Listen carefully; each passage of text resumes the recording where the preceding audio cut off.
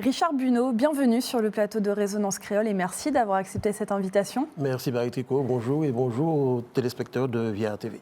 Alors tu es auteur mordu de poésie et tu as publié fin 2025 ton nouveau recueil intitulé La Voix du silence aux éditions J'ai donc. Une invitation au réveil des consciences. Alors nous allons évidemment feuilleter quelques pages ensemble, mais avant, tu partages avec nous la pensée de Frantz Fanon. Chaque génération doit, dans une relative opacité, affronter sa mission, la remplir ou la trahir. Toi-même, tu as rempli ou tu as trahi ? Je suis en train de l'accomplir, je suis en train de la remplir je l'ai fait de manière très très fière parce que je me dis qu'à un moment donné, il faudrait que tous nous puissions nous arrêter dans notre course effrénée et nous demander les raisons pour lesquelles nous sommes là. Je suis persuadé que nous ne sommes pas arrivés là par hasard. Nous avons forcément une mission à accomplir. Alors Fanon disait ou on l'accomplit ou on la trahit, mais je veux l'accomplir. Et il faut toute une vie, généralement, pour y parvenir. Il faut toute une vie pour y parvenir, et peut-être même au-delà de cette vie-là. L'exil, le parfum des regrets, le bateau de la vie ou encore prisonnier de ce système donc, sont quelques-uns de la 60aine de poèmes. Donc on retrouve dans ton recueil la voix du silence, la voix de l'indicible. Que fallait-il dire selon toi ? Quel silence, justement, fallait-il briser ?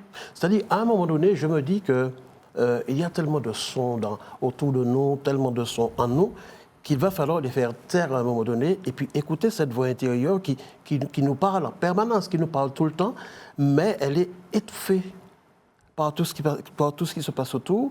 Donc, une fois qu'on aura trouvé cette possibilité de faire taire toutes ces voix, on pourra entendre cette voix du silence qui va nous dire exactement ce que nous devons faire. Alors, une voix du silence, mais une voix tout de même un peu révoltée. C'est une voix révoltée parce que je regarde je suis martiniquais, foncièrement martiniquais, et je regarde ce qui se passe dans mon pays, dans mon cher pays. Je ne peux pas me taire, je n'ai pas le droit de me taire, et je le dis à travers la plupart de mes textes. Tu es toi-même resté trop longtemps silencieux, peut-être ? J'ai envie de dire ça. Quoique depuis 2019, je le dis, je dénonce à travers mes différents recueils. J'ai envie de dire qu'on ne dira jamais assez. Parce que lorsque je vois ce qui se passe autour de moi, je me dis peut-être que tu as perdu l'occasion de dire les choses. Si tu l'avais dit, peut-être qu'on ne saura jamais. On se révolte davantage en vieillissant et en s'assagissant, ou au contraire, on a tendance à se résigner ? C'est-à-dire que non, la résignation, ça ne vient pas chez moi. Lorsqu'on vieillit, mais je dirais lorsqu'on prend de la hauteur, on devient sage, on voit les choses différemment, on voit la vie différemment et on a envie de dire les choses. Parce que les générations à venir, la question que je me pose, que j'ai posée dans la plupart de mes recueils, qu'allons-nous laisser aux générations à venir ? Alors justement, dans ton recueil, à travers tes poèmes, tu dénonces un système colonial qui persiste en fait à travers une Martinique que tu décris à la fois mère et martyr. Oui. On relève plus de la mère ou du martyr en 2026 ? Les deux. C'est vrai que je dirais mère dans un premier temps. Pourquoi ? Parce que la Martinique, c'est tout pour nous. Quand on voit un peu ce qui se passe au sein de notre petite Martinique, les grèves, les meurtres et tout ce qui s'ensuit, une mère n'a pas envie de voir et de vivre ce genre de choses. Et martyr, pourquoi ? Parce que j'ai l'impression que nous sommes un peu dans la résignation. On se dit c'est comme ça. En tout cas, à mon niveau, je ne peux rien changer. Mais si personne ne parle, on y va tout droit dans le mur.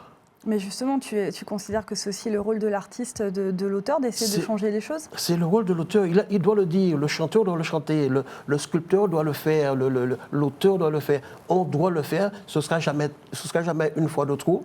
Mais il faut le faire à un moment donné, à force de matraquer. Je pense que, en tout cas, ceux qui ont la possibilité, le pouvoir de décision, ils vont s'arrêter. Ils vont se dire, mais que faisons-nous pour notre petite Martinique ? En tout cas, peut-être une décision grâce aussi au regard que tu souhaites, que le lecteur en fait pose aussi sur notre société et ce qui gangrène notre société martiniquaise. Tu l'as évoqué, c'est vrai que le thème de la violence est assez présent à travers tes écrits. Tu as aussi voulu écrire sur ce thème pour contrer un peu la banalisation. Toi, tu estimes qu'il y a une banalisation de la violence ? Exact. Pourquoi ? Parce que c'est au quotidien. C'est au quotidien, pas une semaine ne passe si on n'entend pas qu'il y a eu un meurtre quelque part. Et on a presque envie de dire, mais c'est un meurtre de plus. Et si on arrive à ce stade-là, ça voudra dire qu'on est arrivé dans une indifférence totale. Ça voudra dire qu'on ne porte même pas attention, parce qu'il y a au moins 2 familles qui sont touchées. Oui. sans compter ceux qui sont autour, les amis, ceux qui connaissent, d'une manière ou d'une autre, il faut que ça cesse. Maintenant, je n'ai pas la solution. Si je l'avais, je vous garantis que je l'aurais déjà donné à quelqu'un. Tu ferais de la politique. Je fais de la politique, voilà. Tu t'appuies aussi beaucoup justement sur l'actualité et les médias pour inspirer ton écriture? C'est-à-dire, mon écriture, il est...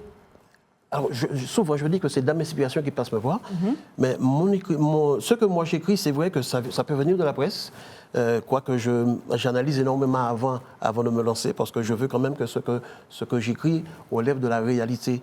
Mais mon inspiration, elle est principalement basée sur ce que je vois, sur ce que je vis. Sur quel sujet en particulier, s'il ne fallait en retenir qu'un, tu aimerais justement éveiller les consciences à la lecture de tes poèmes? Ça peut être le fait que nous devons nous serrer les coudes. La Martinique est un tout petit pays. Je trouve que même si lors des moments difficiles, on trouve le moyen de coller les épaules, coller les têtes, coller les coudes, mais en dehors de ça, je trouve qu'il y a trop de... Je prends un exemple, il y a souvent des coups de gueule, il y a souvent des gens qui sont mécontents. Pourquoi attendre des moments difficiles pour pouvoir fonctionner en solidarité? En solidarité, voilà, c'est ça. Donc, après, il faut réfléchir. C'est vrai qu'on ne peut pas non plus se faire des bisous à longueur de journée, mais il y a possibilité de... Est-ce qu'en Martinique, on avait besoin de faire des journées de voisinage? On n'avait pas besoin de faire ça. C'est quelque chose qu'on devait vivre au quotidien. Alors, sachant que tu aimes bien tout de même finir toujours sur une note positive, chacun de tes recueils, ça c'est important pour toi? Oui, très important, parce que ce que moi j'ai décrit, c'est le quotidien, c'est dramatique. Et si je m'arrête sur une note négative, ça voudrait dire que mon lecteur, en refermant le recueil, il sera plongé dans une espèce de découragement, de désolation. Donc je lis toujours qu'il y a une petite lucarne, il y a encore la possibilité de faire machine arrière, de rectifier le tir, de dévier le tir et faire en sorte que les choses puissent changer. Parce que je mets encore l'accent dessus, notre génération à venir, je ne veux pas baisser la tête devant elle pour dire mais j'ai pas fait ce qu'il fallait, donc voilà votre héritage. Et justement, pour changer les choses, tu ne te contentes pas des mots puisque tu vas aussi sur le terrain aux côtés des jeunes. Oui. Tu animes aussi des ateliers dans lesquels en fait vous mettez en scène des textes d'auteurs. Pourquoi ce travail-là de sensibilisation, il est essentiel? C'est-à-dire, dans ce premier temps, j'ai envie de dire, qui mieux qu'un jeune peut parler à un autre jeune? C'est vrai que Jessie, Boyard et moi-même, nous présentons nos recueils, c'est-à-dire de manière pas comme les autres, parce que nous prenons des textes que nous mettons en scène et nous travaillons avec un groupe de jeunes que nous avons appelé Au cœur de la famille, cœur CHOEUR, parce qu'il y a également des chants, il y a de la musique, nous avons constaté et nous avons également des remontées que lorsque les textes sont présentés ainsi, il y a beaucoup plus d'impact, les gens sont beaucoup plus touchés et beaucoup plus attentifs. Alors, il s'agit de ton 4e ouvrage. C'est le 4e. Donc, on l'a vu, la poésie est ton médium de prédilection. Mais tu t'apprêtes, je dirais, presque à sortir de ta zone de confort, puisque là, tu travailles actuellement sur ton tout premier roman. C'est un exercice plus périlleux pour toi ou c'est juste un style différent auquel tu t'essayes? Ce serait plus périlleux parce que lorsqu'on est habitué à un style d'écriture, par exemple la poésie, lorsque je m'y mets, je vois par exemple mon 2e recueil, Un grand cri, sorti en pleine période de Covid, en 2 mois c'était fait. Lorsque les autres, il faut compter un peu plus, mais je veux dire que ça n'excède jamais les 6 mois. Tu retouches très peu tes textes? Souvent, c'est le premier jet C'est le premier jet. D'accord. C'est le premier jet. Donc, concernant le roman, c'est sûr qu'à un moment donné, il va falloir que je sors de ma zone de confort. Oui. C'est nouveau et tout ce qui est nouveau est un peu mystérieux, donc on y va tâtonnant.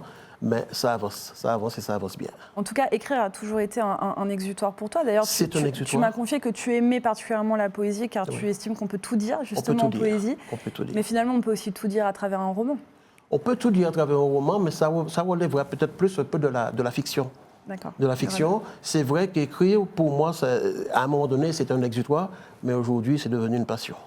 Alors, autre voix qui inspire les autres, celle de la poétesse et vocaliste Christina Go. Oui. Surnommée la perle noire de l'afro-blues, elle est la reine aussi des œuvres pluridisciplinaires. Elle aussi mêle poésie, musique, percussion. C'est elle qui signe la préface d'ailleurs de ton livre La Voix du silence. Oui. C'était un accomplissement qu'une grande dame comme elle, justement, signe cette préface. Oui, c'est-à-dire, mais je risque de surprendre tout le monde en disant qu'elle a signé la première préface et la dernière également.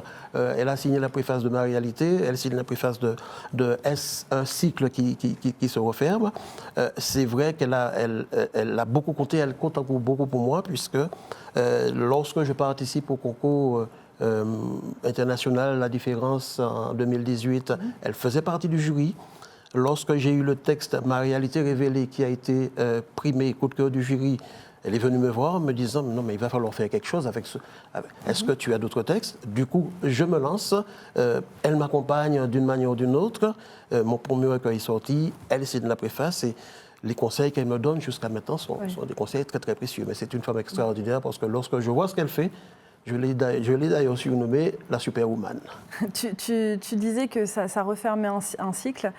C'est quoi? Tu as Alors, fermé quand le je dis ça, cycle on ferme le cycle, pas de la révolte, peut-être en de tout la cas. poésie. Non, Voilà, peut-être de la poésie. Peut-être de la poésie. Je dis bien peut-être. C'est la forme qui va changer, mais pas le fond. Exactement. C'est ça. Je pense que le roman ira à peu près dans le même sens. En tout cas, donc, je rappelle qu'on peut retrouver ton dernier ouvrage, La Voix du silence, dans toutes les bonnes librairies. C'est ça. Merci beaucoup, Richard Buneau, d'être Marie. venu feuilleter justement quelques pages de ton dernier ouvrage sur ce plateau avec nous. Merci. Et merci à vous, chers téléspectateurs, de nous avoir accompagnés. On se retrouve dès demain pour ouvrir une nouvelle page dédiée à la culture. Soyez au rendez-vous.